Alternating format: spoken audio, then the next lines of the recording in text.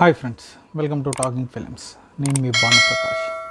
ఈరోజు మనం మాట్లాడుకోబోయే cinema Friday రోజు, అంటే గుడ్ ఫ్రైడే రోజు రిలీజ్ అయిన సినిమా. యాక్చువల్ 2 రిలీజ్ అయ్యాయి మంచి సినిమాలు. ఇదొకటి టిల్లు స్క్వేర్. ఇది సీక్వెల్. ఫస్ట్ ఫిలిం వచ్చి డీజే టిల్లు అని వచ్చింది, సితారా ఎంటర్టైన్మెంట్స్ వల్ల బీభత్సమైన హిట్ అయింది. 22లో వచ్చింది. దాన్ని సీక్వెల్ టిల్లు స్క్వేర్. ఇది ఎలా ఉండబోతోంది? ఇది సేమ్ సితారా ఎంటర్టైన్మెంట్, కాకపోతే డైరెక్టర్ మటుకు మారాడు. డీజే టిల్లుకి వేరే డైరెక్టర్, దీనికి వేరే డైరెక్టర్ మలిక్ రామ్. సో ఈ సినిమా స్టోరీకి వచ్చామంటే, డీజే టిల్లు ఎప్పుడైతే అయ్యిందో అది అయిన ఒక 3-4 మంత్స్, ఒక 5-6 మంత్స్ ఆ టైం నుంచి స్టార్ట్ అవుతుంది అనమాట. ఒక పార్టీలో వచ్చేసి మన హీరోయిన్ వచ్చేసి మనోడు షూ పైన వాంతులు చేసుకొని ఇది అవుద్ది, అక్కడ పరిచయం అవుద్ది. ఆ రోజు నైటే అన్నీ బాగా అడ్వాన్స్ అయ్యి అన్నీ అయిపోతాయి. ఓ రూమ్లోకి వెళ్తారు, దే విల్ హ్యావ్ ఎవ్రీథింగ్. అయిపోయిన నెక్స్ట్ డే ఆమె లెటర్ రాసి వెళ్ళిపోతుంది.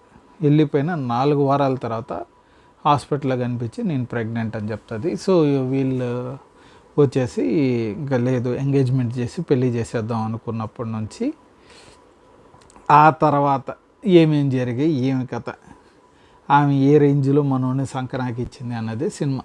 ఇది ప్యాటర్న్ సేమ్ డీజే టిల్లు ప్యాటర్నే ఉంటుంది మనకి. ఏంది, స్టార్టింగ్ ఒక అమ్మాయి పరిచయం అవుద్ది, లవ్ అవుద్ది, మనోడు ఆగంగా ఉంటాడు. ఈ ఇంటర్వెల్ ట్విస్ట్కి ఆమె ఏదో పెంట పని చేస్తుంది, దాన్ని వాడు హెల్ప్ చేసి ఇది చేయాల్సి వస్తుంది.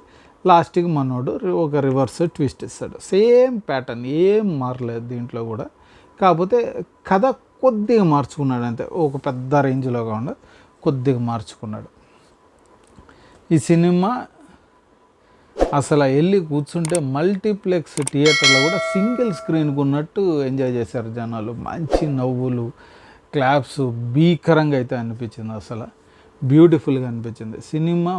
నిజంగా చెప్పాలంటే రాసింది ఇద్దరు, మన హీరోను ఇంకొక రైటర్ కూర్చొని రాశారు, సిద్ధు. ఆ రాసిన ఇవన్నీ సూపర్ 1 లైనర్స్ అయితే ప్రతి ఒక్కటి పేలింది. సూపర్గా రాసుకున్నాడు 1 లైనర్స్ అన్ని.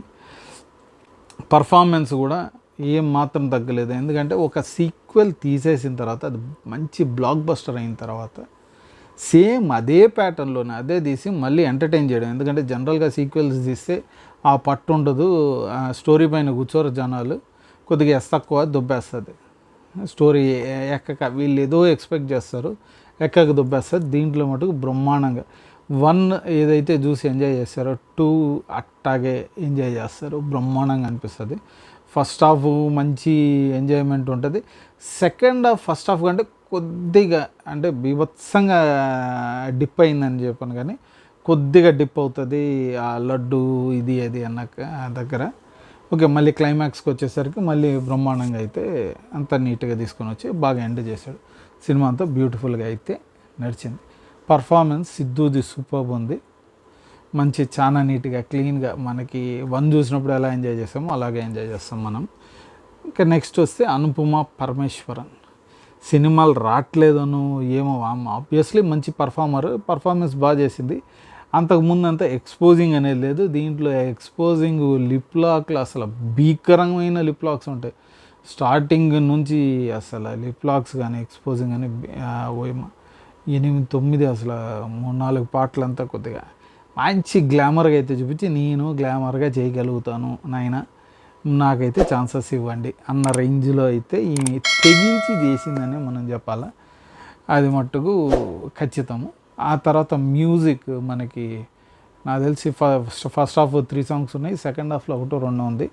ఆ ఇమాజినరీ సాంగ్ మనకి పెద్ద అనవసరం అయినప్పటికీ ఓకే, సాంగ్స్ అన్ని మటుకు బ్రహ్మాండంగా ఉన్నాయి. దీనికి మ్యూజిక్ ఇద్దరు ఇచ్చారు, బ్యాక్గ్రౌండ్ వేరే అతను ఇచ్చారు. అంతా ఆల్మోస్ట్ ఆల్ ఏది బెటరో అన్నీ తీసుకుని అయితే యాడ్ చేశాడు. అందుకని మ్యూజిక్ బాగుంది. అండ్ కెమెరా వర్క్కి వచ్చినా కానీ కెమెరా వర్క్ సూపర్ అనిపిస్తుంది మనకి. చాలా నీట్గా సినిమాకి ఏం కావాలో అది పర్ఫెక్ట్గా అయితే మన వాళ్ళు తీసిపెట్టారు, కెమెరా వర్క్ కూడా. ఇంకా ఎడిటింగ్ వచ్చామంటే అసలు ఈ మధ్య మనం ఎడిటర్గా నవీన్ నోలీది, అసలు ఏ సినిమా చూసినా మనోడే ఉన్నాడు ఎడిటర్గా. ఎడిటింగ్ అయితే బాగా అనిపించింది నాకు, ఎక్కడ బోర్ కొట్టలేదు, ఏమనిపించలేదు.